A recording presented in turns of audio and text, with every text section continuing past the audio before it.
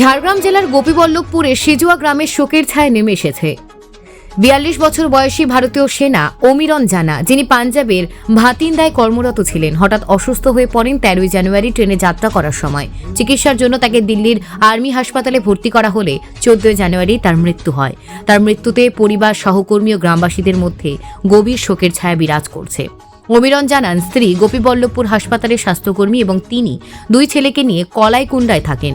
ভারতের সেনাবাহিনী 14 জানুয়ারি তার পরিবারকে জানায়, বৃহস্পতিবার সেনাবাহিনীর সদস্যরা তার মরদেহ নিয়ে সিজুয়া গ্রামে পৌঁছান। গ্রামে হাজারো মানুষ তার শেষ শ্রদ্ধা জানাতে উপস্থিত ছিলেন। তার অকাল মৃত্যুতে গোটা এলাকা শোকাহত। শেষকৃত্য রাষ্ট্রীয় মর্যাদার সম্পন্ন হয়, যেখানে গ্রামের মানুষ চোখের জলে তাকে শেষ বিদায় জানান। Bureau report, news prime Times.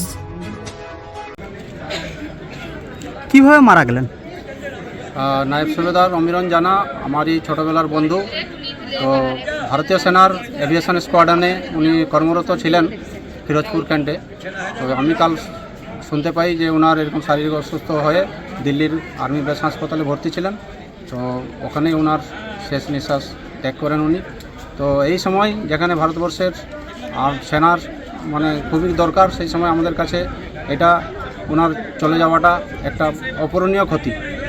তো ভারতীয় সেনায় উনি ছিলেন একটা সৈনিক, এটা আমাদের কাছে খুবই গর্বের বিষয় যদিও, কিন্তু তার সাথে সাথে আমাদের একটা দুঃখের বিষয়, আমরা আমার ছোটোবেলার বন্ধুকে হারালাম। আপনার নাম? আমার নাম মণিচাঁদ পানি, আমি এক্স আর্মি। কিভাবে মারা গেল?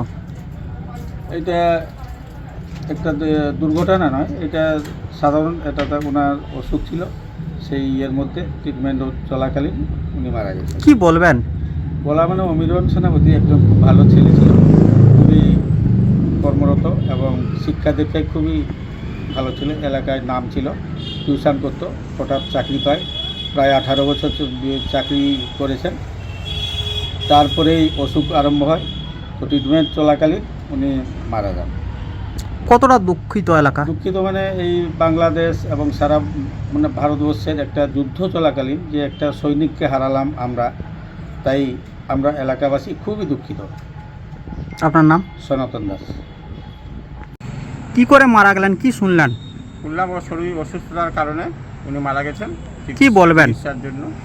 ছেলেটা আমাদের এলাকার গোপীবল্লভপুরবাসীর ছেলে, আমাদের নয়াবাসানে বাড়ি, আমাদের সঙ্গে বিভিন্ন কাজে ওতপ্রোতভাবে জড়িত ছিল। এই পাককালে এই বাংলাদেশ ভারতবর্ষের যে যুদ্ধর ঠিক সময়ের মধ্যে এই সময় একজন বীর সৈনিককে আমরা দেশ হারালো, যেমন সেরকম গোপীবল্লভপুরবাসী হিসাবে আমি আমাদের গোপীবল্লভপুরে একজন সৈনিককে হারালাম। এর জন্য খুবই ব্যথিত আমরা, খুবই কষ্ট বেদনাদায়ক এই ঘটনা।